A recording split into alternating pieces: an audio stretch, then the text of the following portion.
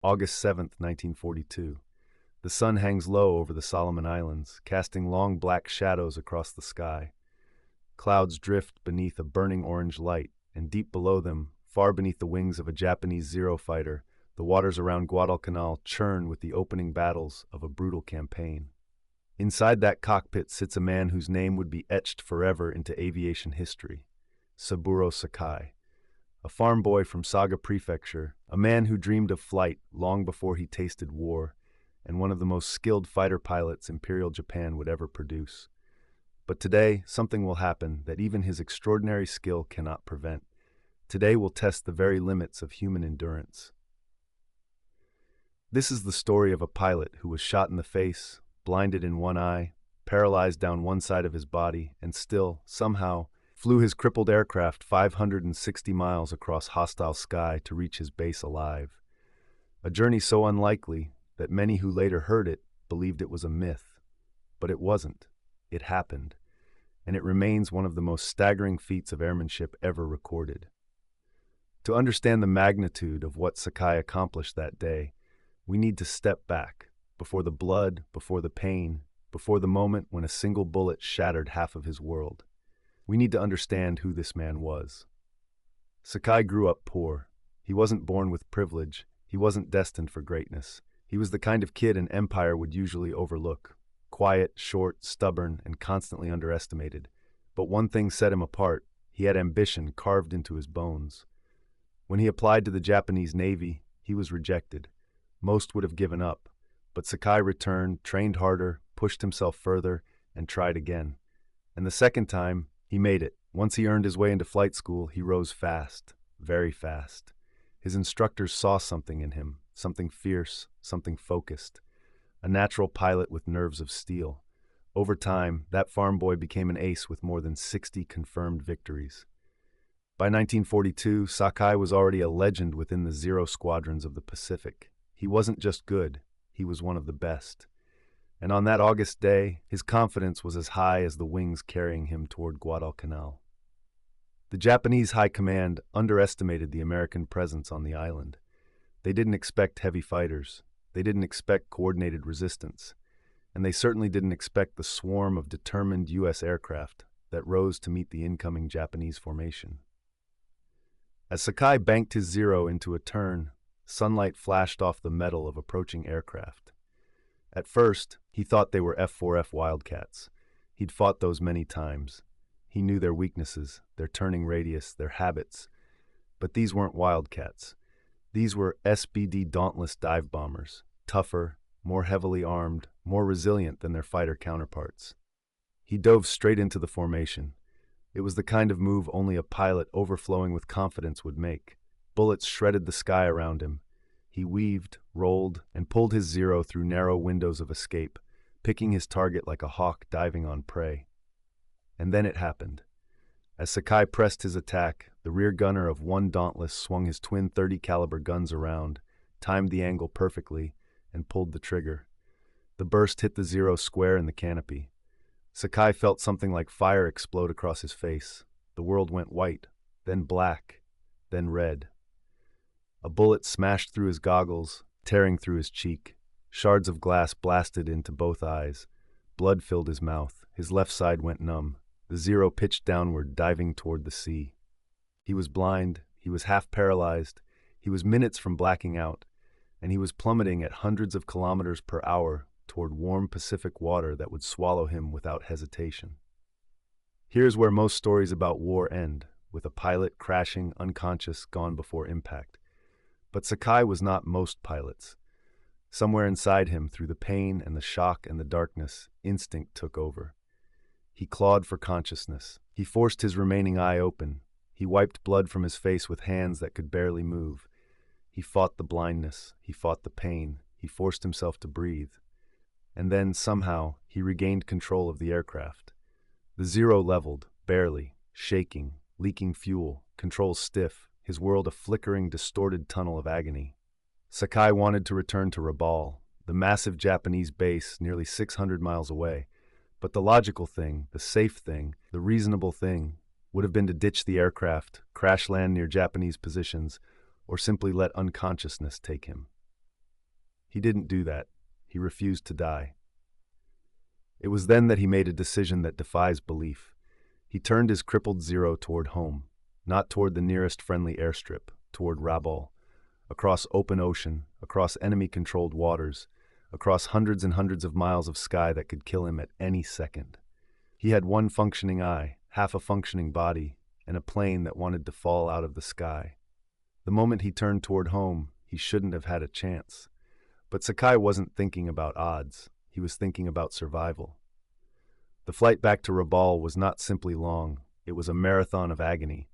The sun burned into his injured eye, his vision blurred. He felt waves of unconsciousness pull at him like dark tides. He tied a cloth around his head to stop the bleeding. He steadied the stick with his knees when his arms trembled. Sometimes he flew with one hand, sometimes with none. He drifted in and out of awareness.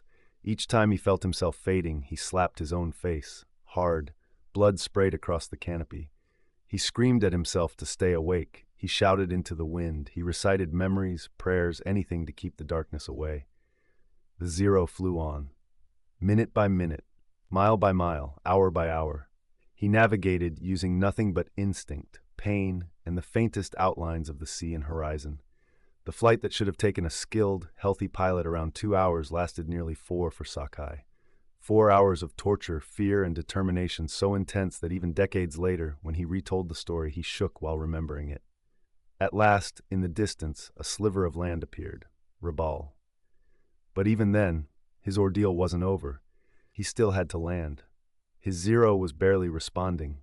His eye was nearly swollen shut. His hands were weak. His judgment was compromised by pain and blood loss. But Sakai lined up his approach anyway. Down he came. The wheels struck the runway. The Zero bounced once, twice, skidded, and finally rolled to a stop. Ground crew rushed toward the aircraft.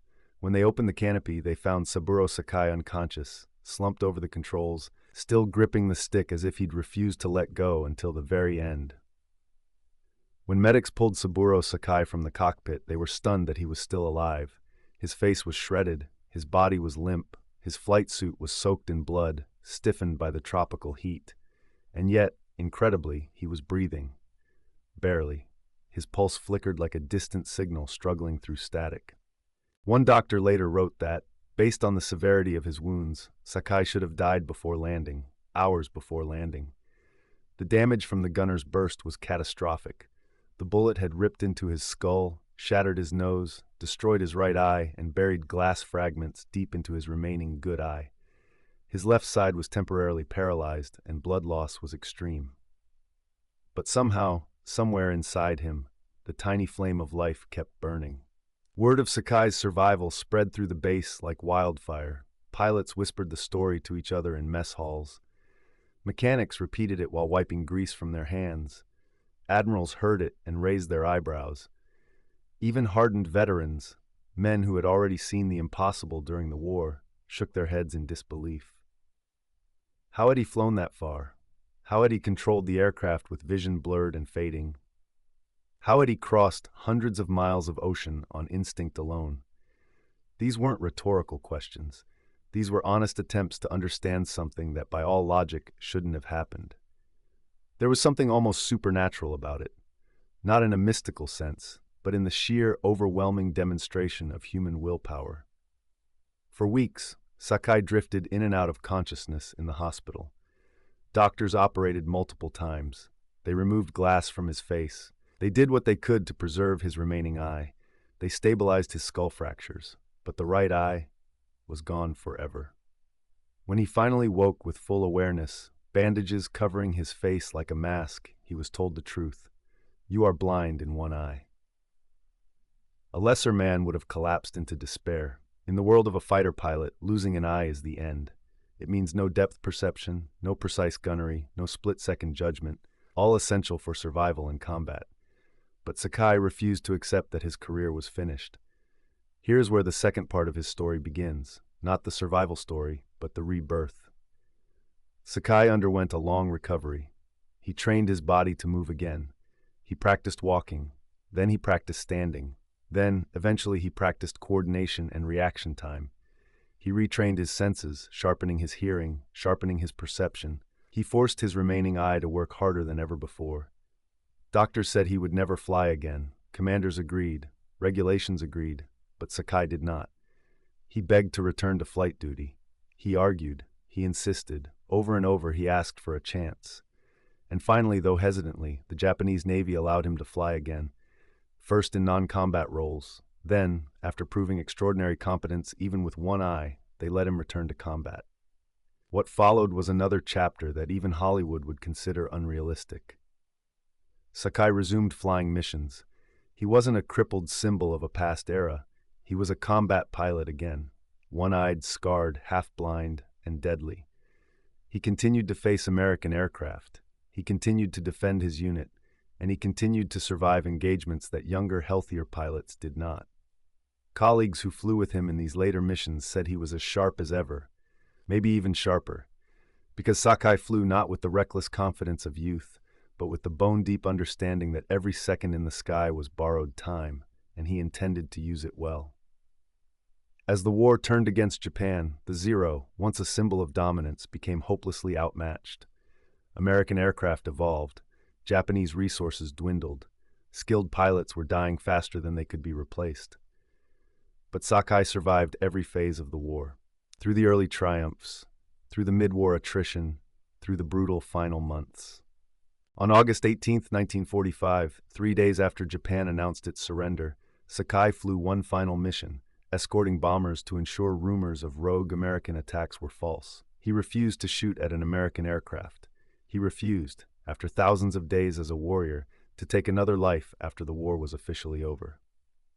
That flight, peaceful, restrained, responsible, became a symbolic end to his wartime career. But Sakai's story does not end with the war.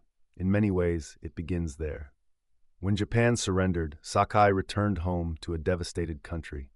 A nation defeated, cities burned, families shattered.